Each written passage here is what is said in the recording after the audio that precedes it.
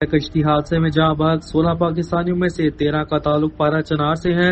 پارا چنار کے ان 13 جاں بحق افراد کے علاوہ ایک جاں بحق شخص کا تعلق باجوڑ، ایک کا کورکزئی اور ایک پشاور کا رہائشی تھا۔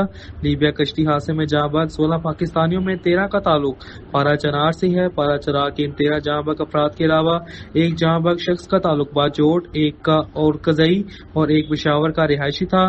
پارا چنار سے تعلق رکھنے والے 13 افراد کی شناخت ثقلین حیدر، شعیب حسین، نصرت حسین، شعیب علی، سید شہزاد حسین، آصف علی، مصور حسین، شاہد حسین، اصول حسین، عابد اور اشفاق حسین کے ناموں سے ہوئی۔ ذرائع کے مطابق لیبیا کشتی حادثے کا شکار افراد سمندر کے راستے ڈنکی لگا کر لیبیا سے اٹلی جانے کی کوشش کر رہے تھے کہ حادثے کا شکار ہو گئے۔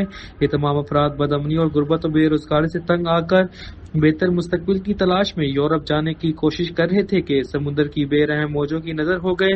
اہل خانہ نے حکومت پاکستان کی میت جلد پارا چنار لانے کی اپیل کی۔